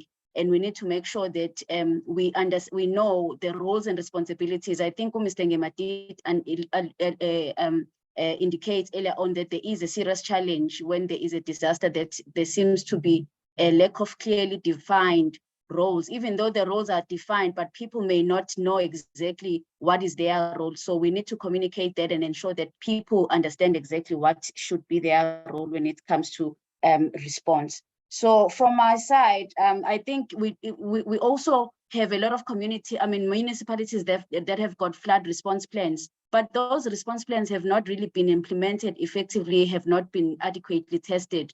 And we need to do this on a continuous basis, because unless those have been communicated to the people that are affected on the ground, then they will not know what to do when there is a flood. So we really need to strengthen in these areas that I have highlighted, or else we're not doing enough. Thank you.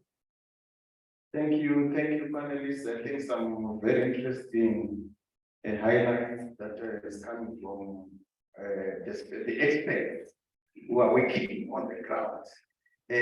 But I know I just received a call saying that we can finish at 1:15. Our lunch will be there, 24. So any contributions recent from the floor? Anyone with the burning? 1, 2, maybe I can start with my brother here. Then I go, yeah, this one. Then I'll come to you. It does not necessarily mean a question, it can be a contribution to the discussion. Hi, good afternoon, colleagues. I'm the Department of Forest Institutions and Environment. I think this is a common, I would like to say an important area of that we can just explore is for building resilience, we need to look at the expected and anticipate the climate that has disasters. That will ensure and also explore the possibility of strengthening our early warning system, possibly having a municipal-based early warning system, because that will enable us to enhance our plan to climate resilience of Africa, to ensure that there's a mechanism between climate change impact and disaster reduction. Thank you. Thanks. I think that contribution, I like it so much. The panelists are going to comment. I'll give them 2 minutes each before we leave. And thank you for that. Then my colleague on the other side of the floor, was the actors running. I think there's an aspect that is very interesting that is happening on collecting data and disseminating it. Actually, I'm not sure why we are forgetting the importance of remote sensing. If those who listen to news, science news and the current affairs, you know that the Nipro dam was bombed. They don't know, there are a lot of accusations and they are communities that have been affected. You can see the water flowing in real time. In real time, in France, 2 years ago, there was a flood that was affecting Paris. They could tell that in 2 days, the water level will be like this, and please move out people. And no one done it. No, my listen, panelists, can't you do the same? Is it that the satellite image, which is not land, is that freely available? Is it very expensive? Can't we afford it and save lives? Discussion for another day. My colleague. Thanks. I think the other point that you are missing is we're seated here as specialists, taking proper decisions. But there are other role players who are also influencing the community. I just want to check with the panelists. Your political principles, your traditional leadership, are they also taken on board on what you are deciding? Whereas if you go to City of Tshwane, your president, Cholera, it's no longer about the people, it's now appointing fingers as to who really caused this cholera. Your GA is pointing, ANC is pointing, DA is pointing. Everyone is pointing because of, and those are the people who are influencing the settlements, the communities there. And who are not there, they are not here.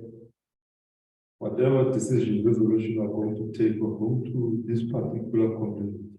Whereas next year is elections. So whatever decision you are coming in to deal with human settlement, moving of people and honesty, you are no longer viewed as an administrator who's honestly trying to save this community, but you now want to unsettle my ward. Why come here? These people land invasion. In our area, I know that from now onward, land invasion, no matter what court order you can have, is not going to happen. Because now everyone is gunning for a vote. So my take to you guys is, what role will the political principals who are not here, how are we going to influence them to have our very same thinking so that when we go to the communities, we speak with one voice? Thank you. Very important. Politicians are the decision makers. You know, the cholera. I'm from Pretoria. Water Research Commission is based in Pretoria. We are being made to run up and down because of the cholera. We have a project that started only last week. We are going home at 7 p.m. because of the cholera issue. We started the project now and it must finish within 2 weeks. So yeah, there are a lot of issues because I'm involved. There are a lot of things that happen in Amaskra, you know. The comrades have been mentioned that if you go there and do anything there, you'll get hit. So colleagues, and if you need, we call them I was with Trafalgar organizing that today, that workshop. It was a workshop where we invited the minister himself to come. I'm not blaming anyone. He was there too. I think Kathy Sunderland was presenting a very good on the work they are doing in KZN. That's why she got an award last night. And yes, the minister came, the deputy, and to send the deputy minister. After this presentation, those guys go, they don't have time to listen to what you are saying. I don't remember any meeting where we invited the big people and they spent the whole day with us. But no, I'm not blaming anyone. They are busy people. And when campaigns come, I've seen it myself. People are just placed. People need to live houses, to build houses. They come will give you, they are being settled in wetlands. When disaster comes, where the water is going to come, when flood comes. Panelists, I saw Joe was saying Joe. Yeah, let me, I'll speak louder, it's fine. Let me respond to, oh, yeah.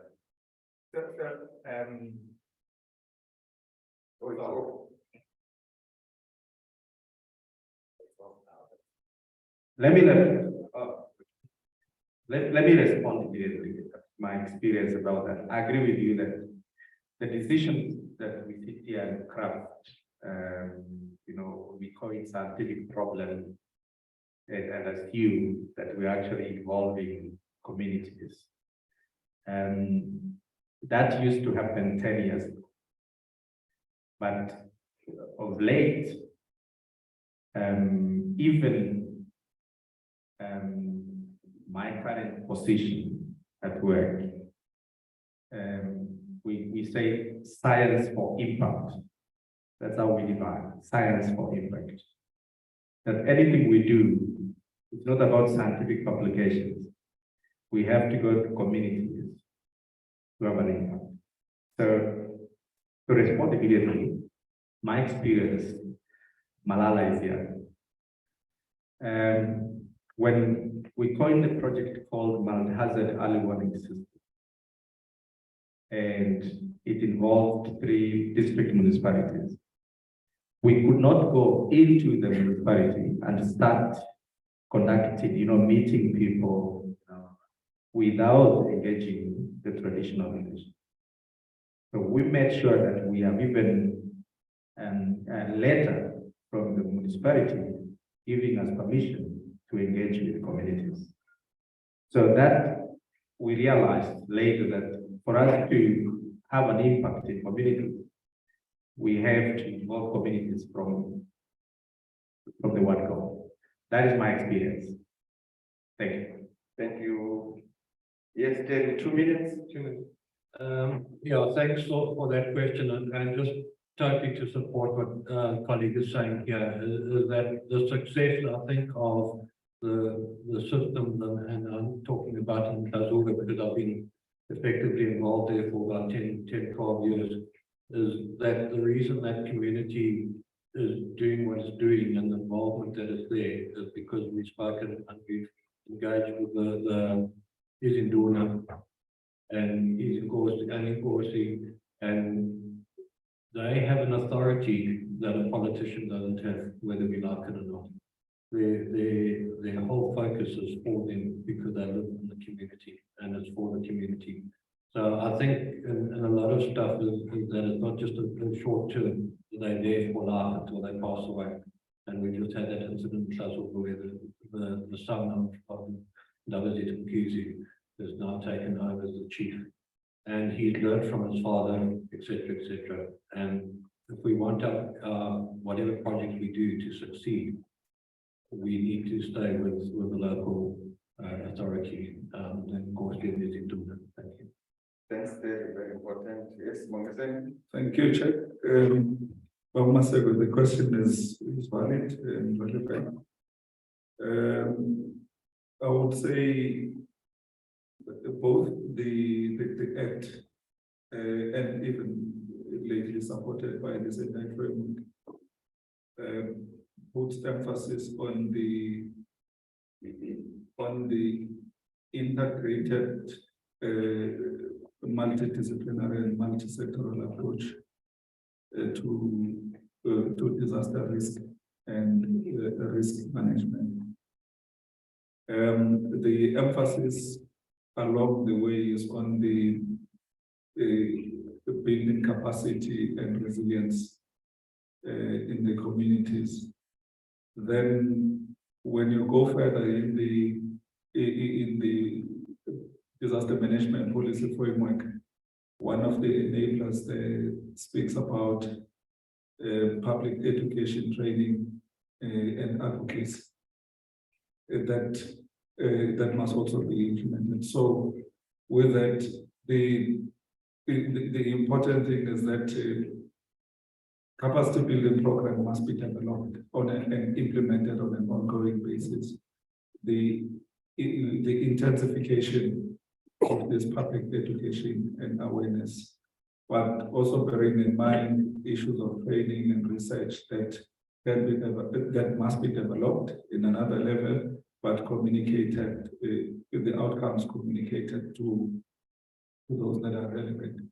So, as part of what should also be emphasized is the mainstreaming of disaster management, disaster risk management.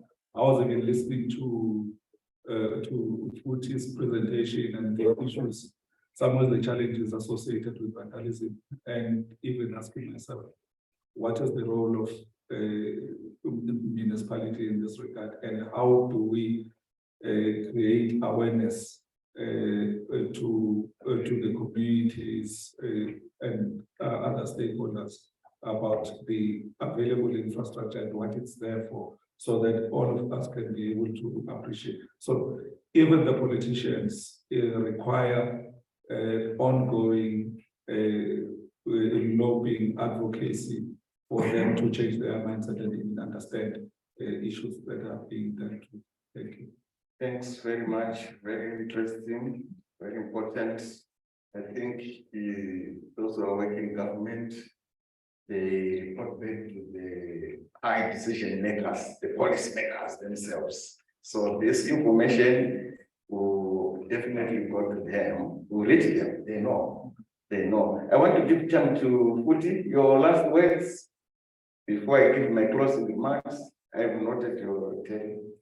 Futi, anything from your side? Yes, thank you so much, Chair, and thank you so much for the question. Even though I did not hear all of it, but I think it was alluding to the involvement of communities, and I cannot agree more.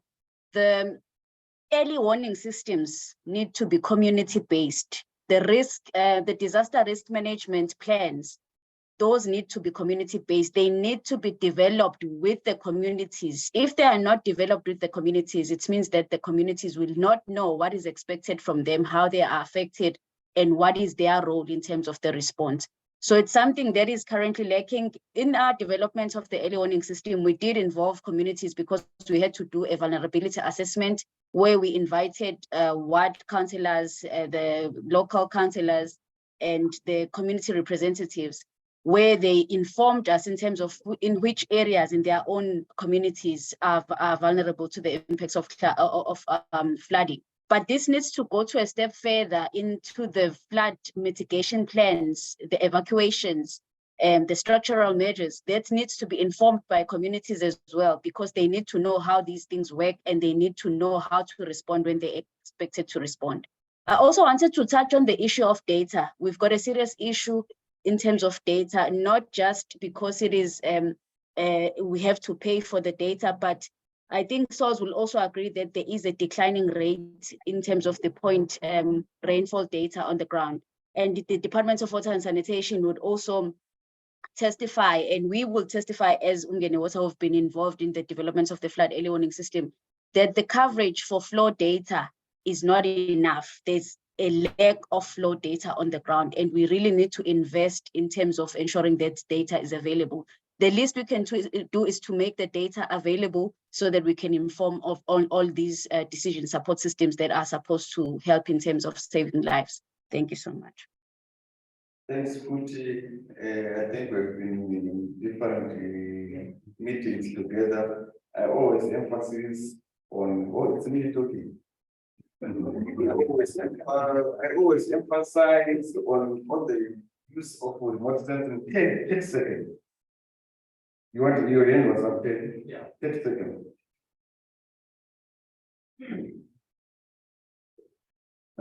Yeah, I just wanted to, something that's always burned in my heart, being sort of community orientated, is that the different departments historically have always worked in silos. So you get Department of Agriculture come in and they do a project, and then the next department comes and they do a project in the same area, and you end up doing the same stuff in the same area. And I'm just hoping through this uMngeni Resilience project that we can start breaking down those walls, because it's not about each department getting somewhere. It's actually about the community, the people living in the ground and the Kai and the whole Gawker there who's 90 and got to walk. Are we working for the communities, or are we working to build our own little kingdoms? And I really, my prayer for this whole thing is that we can change that mindset in ourselves corporately as a group. Thanks, Derek. I think some take-home messages, and I know we wanted to discuss so much. I think it's brought a very important point that I have jotted here. You put it in other words, myself, I'm coming from another conference or symposium far in Durban. I was in Durban on Monday. The main word that I was hearing there was partnership. Colleagues, let's work together. Let's break the silos. We don't want to reinvent the wheel just because we want our names to say that I was not so. It was Water Research Commission. Let's work together, colleagues, if you want to achieve something and support our communities in enhancing their resilience. Putin raised a very important question. We need to enhance what our communities have been built in adaptation. They've got some resilience initiatives. These things have been happening. We heard from Professor Roland's presentation. These things have been happening for a long time. But our communities somehow had some that are community-based. So let's enhance them other than to bring something from England and try to enforce them. It normally does not work. That's my experience. And another point I have noted is investment. We need investment. This project is coming to an end. The URF is coming to an end. Is there any sustainability to continue supporting our communities? I've heard through the grapevine that there's something is going to happen, but we don't want it to, of course, want to support the whole country. And as Water Research Commission, I'm proud to say that our open call will be there next week or next week, but one, it will be there. Organizations that want to do community-based work, that is where we are going. We want to move from theory to practice. Okay. Then the other thing, data sharing, I mentioned this. If our data is, if data is just stored on those servers, it's useless. It needs to be used. I've got an intern who is working with me, somebody somewhere there. He's being supervised in Moli, Dr. Moli Sibanda, and she was looking for where the data. And she says, no, let me not go there. Okay, but I told you where to get it. Okay, then locally based systems, I've already mentioned that. Then I think next time. I know the senior managers. No, this was guys going to put it. It's okay. It's okay. Then you get no plan. Are there any questions on them? No, okay. The other thing is the next time, no plan. I know you're working with the department this and demand the same thing. I think we need to invite traditional leaders to these meetings as well. Because the only way we can solve the issue of vandalism of our equipment that we're installing, I know what happened in Swemani, the solar panels. Swemani is here. The other side. So if traditional leaders are here, I know they can talk with communities to protect it. Because as what I said, I have another project in Limpopo in vendor. They came because of political tension. They came and sprayed all the crops, all the equipment, the joint things that they would. So because of political issues. Now I went back to my bosses and said, I'm just going to empower these communities again. And I was asking, what is the guarantee that they are not going to come again and destroy? I pushed them until they gave me the money to reinstall the equipment, but it was not easy. So traditional leaders are needed. When we are talking to Chapas, we also tell them those besides Mike, we need traditional leaders. We need to protect the equipment that is installed. 5 years, 7 years of working, and you hear that the equipment is no more. It's quite disheartening. It makes me very angry. Colleagues, thank you so much. Nopa? Whilst Nopa is finalists, Joel, Cherry, and Sibomisen Futi, thank you so much for your time, for the knowledge, the words, and all the participants. Thank you so much. I will give all the time to Nopa. You can come to the mic. Come to the mic. I'm the boss today. Right now. Announcement for everyone. We've got a message from downstairs saying that the sustainable and resilient food system, that session will be held here. And in the other session of downstairs, having the transformational development low capacity session. So anybody who's doing the resilient food session, they must come back to this venue and the other part of the session will run down. Thank you.